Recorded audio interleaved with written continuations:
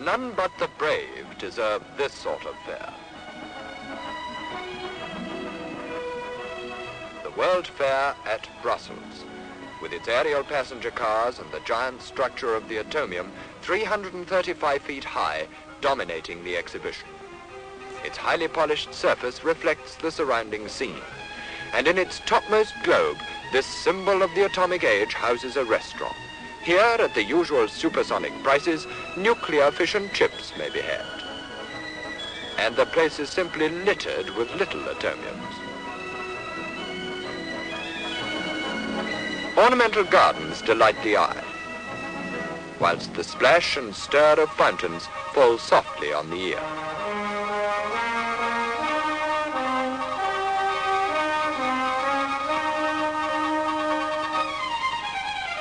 In the exhibition grounds stand the pavilions of the countries of the world. The French pavilion, the Soviet Union, the United States pavilion, and on duty at the British pavilion stands a sentry of the space age, up guards and atoll. Away to the east of Brussels and its fair lie the dark forests of the Ardennes and the watering place of Spa. Quiet squares, cobbled streets, churches, and every attraction for the tourist. These provide the background for another sort of exhibition, of speed and skill over the sweeping circuit of Spa-Franchor.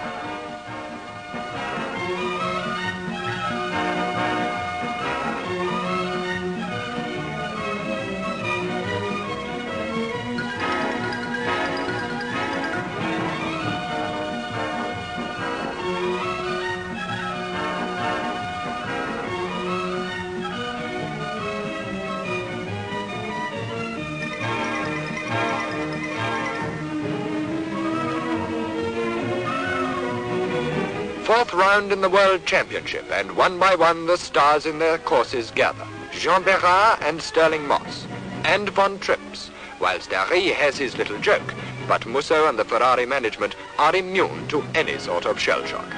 Maria Teresa de Philippis talks to Godilla. Ken Kavanagh forsakes 2 wheels for 4. Musso and Collins wait for their Ferraris. The Cooper boys are busy on Salvadori's car. And Sterling Moss stands by as Mr. Vandervelde takes a closer look. Hawthorne talks to Amorotti. His teammate Musso gets ready.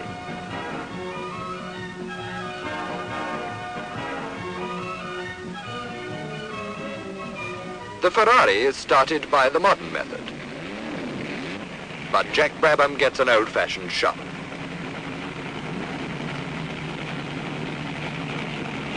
And so does Jean Berrat in the BRM. One after another, the cars set off for training on the 8 3/4 mile circuit. Shell takes out his BRM.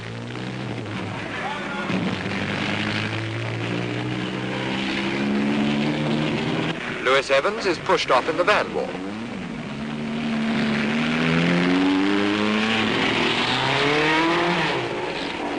Tony Brooks' similar car has the light alloy disc wheels fitted in place of wire wheels.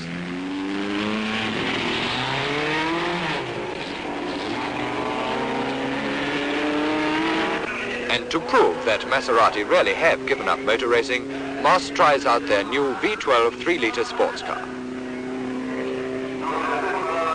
Mike Hawthorne sets off into the country. Musso hurries off to join him.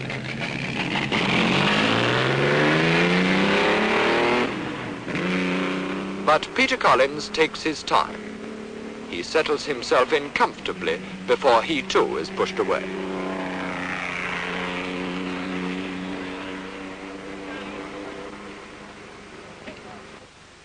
And now let's see what he'll find on his way round. With its recent modifications, Spa is now the fastest racing circuit in Europe. From the pits at the start and finish point, the road goes downhill and left. Then up the Eau Rouge rise to the right-hander, now widened and eased and with the bumps removed.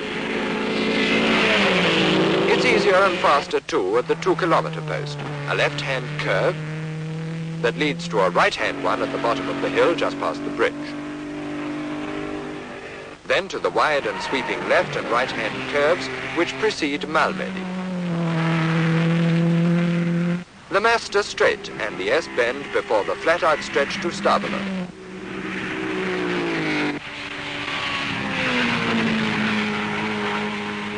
Here the back leg begins, winding on through the left-hand swerve at Blanchimont. On to the hairpin at La Source, and back to the start again. 8 3/4 high-speed miles that take a master like Moss a matter of 3 minutes 57.6 seconds, an average of 132.7 miles an hour.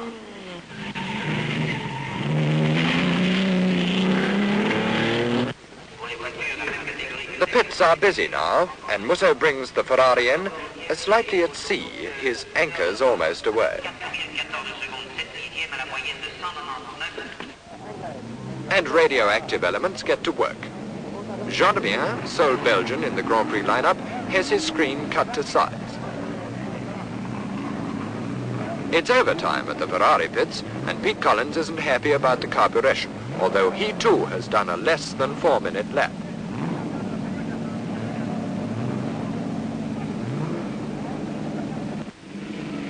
So too has Musso, but not on that one. Shell brings in the BRM,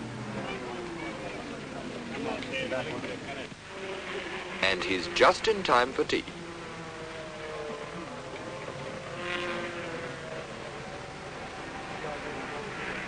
A Maserati mechanic mends a shoe for Bonnier, leaving the matter of a broken prop shaft till later. Quelle horreur, the French would say, or in English, corps. As a Lotus tread is checked, the Van Wall pit flag in Tony Brooks. After a lap at 3:59.1, Brooks comes to a smooth halt, whilst mechanics start to check the car for signs of gearbox trouble. Officials unfurl the checkered flag that spells the end of training, and Hawthorne sets the mark with a lap at 3 minutes 57.1 to set the Ferrari cat amongst the Van Wall pigeons and win the pole position on the grid for tomorrow's Grand Prix d'Europe.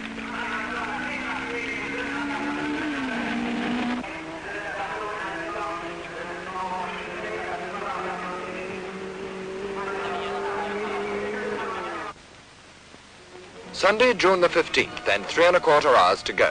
In shirt sleeves and summer dresses, the crowds pour in, anxious to get the best view.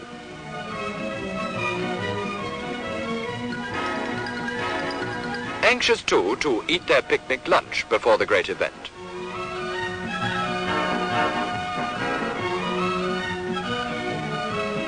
The cars come out. Jean-Debien's Ferrari in the Belgian colours is followed to the pits by Collins' car.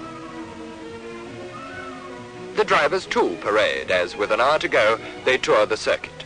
Jean-Debien heads the show, a brilliant display of showmanship, capped, however, by Hawthorne's corduroy. Behind Godier rides Sterling, leading the championship table.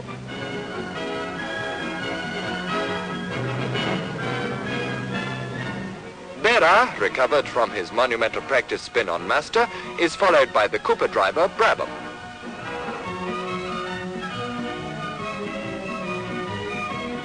Tony Brooks wears a Giulietta with his doppelcoat, but he isn't enjoying himself half as much as Harry Shell is. Peter Collins follows in a Sprite.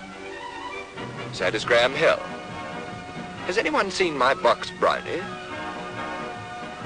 Maston Gregory gets a stern look from the Belgian Red Cross. Cliff Allison brings up the rear. Colourful and purposeful, the cars await their drivers, and those last-minute jobs are done. Plug leads checked. Tools laid out upon the counter. Numbers for pit signals, too. Their triumphal tour is over, and the drivers prepare to go to work. And above the circuit, an aeroplane flies low to get a closer look. But down in the Ardennes forest something stirs. The flag marshal hears it too, as a flock of rare Bugattis remind us of the motor racing past, when nearly 25 years ago, the Spa circuit's fastest lap was under 80 miles an hour. But the marshal takes no chances, and nor do these.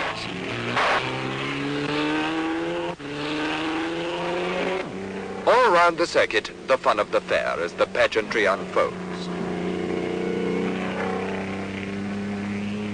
A 1902 Renault shows its paces.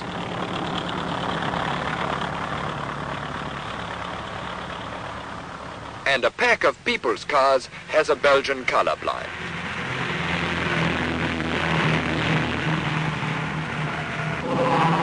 But the hors d'oeuvre is over and the main dish is on the way. It's 19 ingredients lined up before their pits for the 210-mile race over 24 laps for motor racing's most glittering prize, the Grand Prix d'Europe.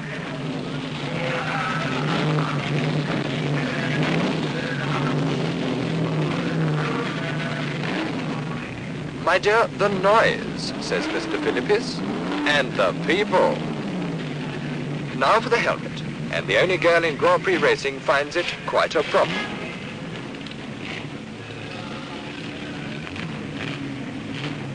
But not so Maston Gregory.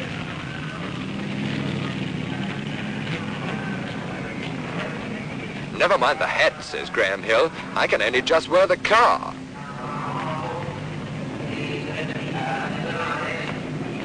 Now the grid assembles. Seidel, Maserati. Gendebien, Ferrari. Brooks on Van Wall. And his teammate, Moss. The clock creeps on. The small, intolerable drums of time as the drivers wait and wait and wait in a sweltering sun, temperature rise to danger point. Oil, water, and drivers too, as leg muscles tremble, straining at the clutch. And 5 minutes after the 2-minute signal, the boiling field streams off. Moss leads, behind him Brooks, then Gendebien, Shell. The field race through and chivalry is dead as the lady goes through last. At the 2-kilometer mark, and it's Van Wall's 1 and 2, and Collins comes up to 4th as down through the swerving high-speed bends of Spa, the field races on the opening lap.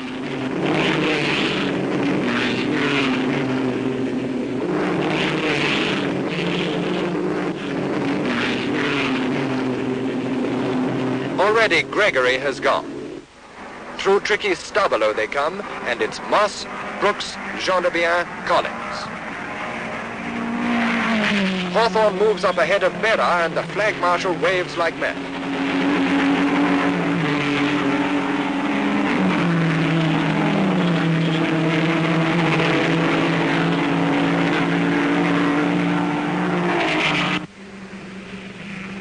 Collins moves up to second place. And round La Source, it's Brooks who leads the 2 Ferraris.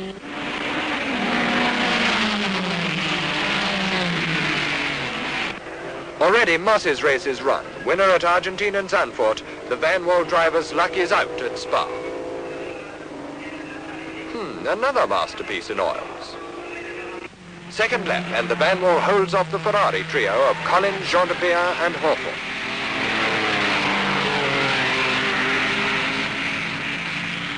Meantime, Gregory plays last across, whilst Musso and the 4th Ferrari races down the Master Straight. Second time round at Stabilo, Collins gets the overheated Ferrari ahead of Brooks. Hawthorne moves up in support of his teammate.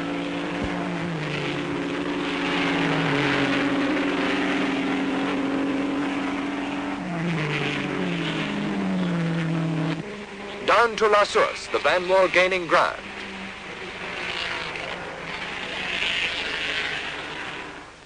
At La Source, it's Collins still, then Brooks, Hawthorne holding his 3rd place. 2 laps gone as the leaders race on past the pits. Up the Eau Rouge rise, it's still Collins. Brooks clips the corner in his efforts to hold on, Hawthorne steers a wider course.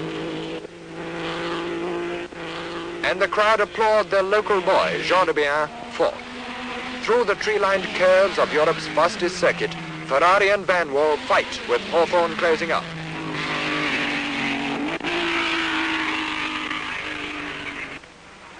La Source for the third time, and Brooks takes Collins on the inside of the exit from the corner. The green car goes in front with 4 Ferraris flying after it. Brooks, Collins, Hawthorne set out upon their 4th lap, racing on their own.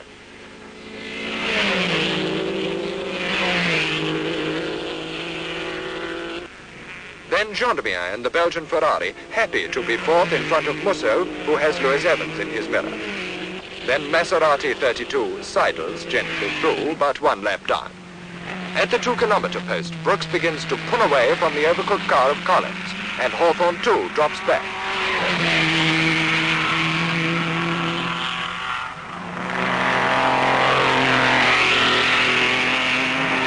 Jean de Bien still leads Musso and the other Van Wall, but not for long. The Belgian makes a pit stop to repair the damage caused by a shunt with Lewis Evans and La Source. Lap 5 and double trouble for Ferrari. Collins retires, a casualty of the chaotic start, and Musso crashes at Stablo. Now Lewis Evans races 3rd in a slightly crumpled Van Wall. As Jean de Bien gets away, a lap behind the leader, and gallantly sets about the task of winning that lap back.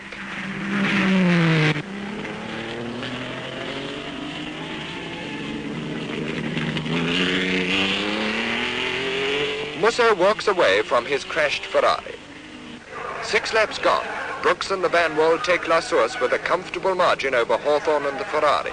A lead increased on the 7th lap.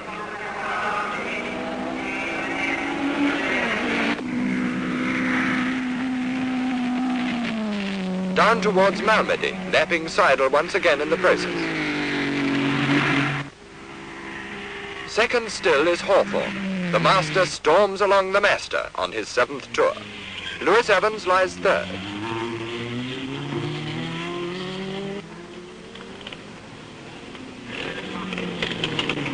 And Cliff Allison brings the little Lotus along 4th of the 12 cars that remain in the race. A great performance that really puts him in the picture.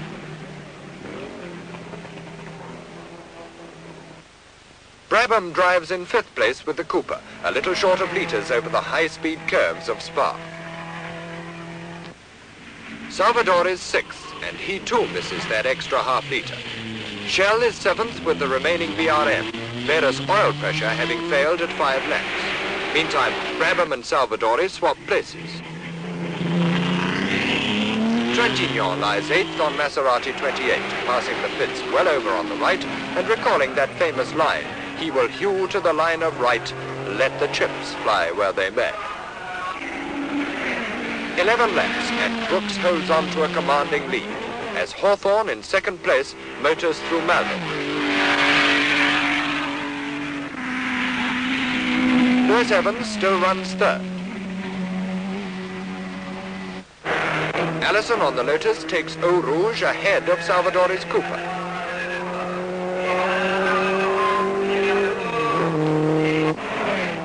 At the 2-kilometer mark, the Cooper goes ahead.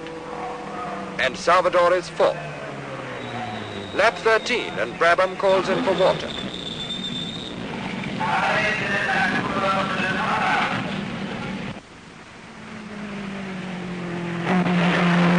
"15 laps are gone, and Brooks has 40 seconds lead on Hawthorne. But Mike now finds his form again, and really starts to motor race, but too late to catch the Van Wall.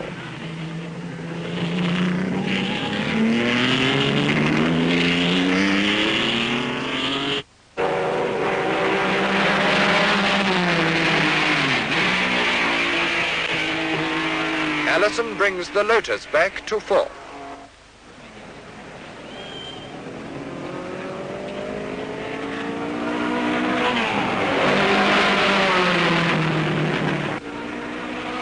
And Salvador's slipping clutch drops him again down to 5th. Only 11 cars are left, almost lost in Spa's wide open spaces, and the race becomes processional. Hawthorne can't catch Brooks, and Lewis Evans can't catch Hawthorne, and the Lotus can't catch Lewis Evans. But Harry Schell goes well in 6th place, and Trintignant is 7th.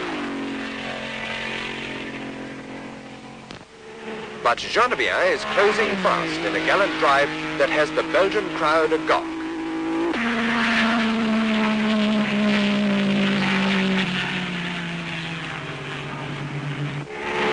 Well, the crowd is fairly agog anyway, as Godier goes through 9th. 10th is Bonnier.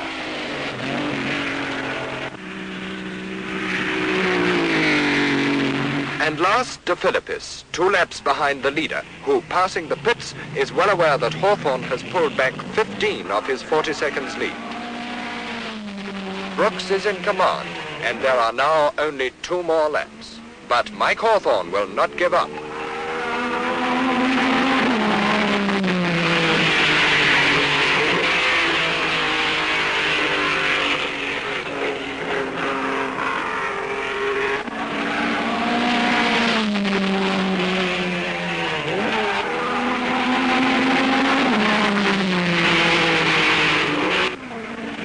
Vanwall number 6 is 3rd. Allison is 4th. Harry Schell moves up to 5th. And Jean-de-Bien deserves a higher spot than 6th. So the Grand Prix d'Europe runs out. The photographers gather to record another Vanwall win as Brooks goes by to start his final lap. Now surely nothing lies between Tony Brooks and his first Grand Épreuve win, and the Vanwall driver presses on, drifting like a dream. Mr. Van der Velde is with him all the way. Down to La Source for the last time, and the gearbox tightens up. But to the line he comes to take the checkered flag for the fastest and the shortest Grand Prix of 1958.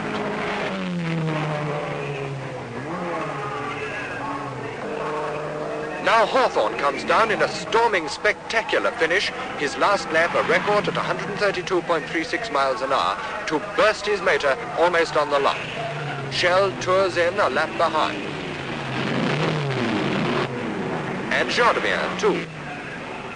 Lewis Evans coasts over the line to finish 3rd, but to join the swiftly growing breakers yard with broken front suspension.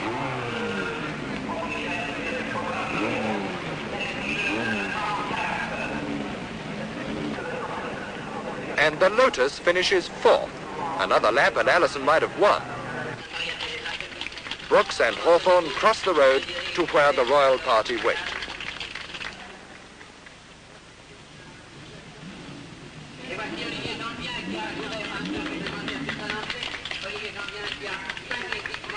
But ladies first this time, and the little Italian girl is presented to ex-King Leopold and his wife. Tony Brooks accepts his trophy from royal hands.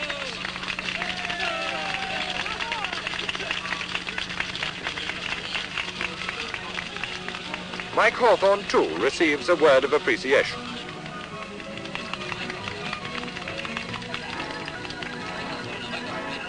And the Belgian driver, Jean-de-Bien, who has so well upheld his country's honor. A triumphant Tony enjoys his hour of victory helped along by Hawthorne. And let us not forget the man who made the car that won. V is for Van der Velde, as well as victory.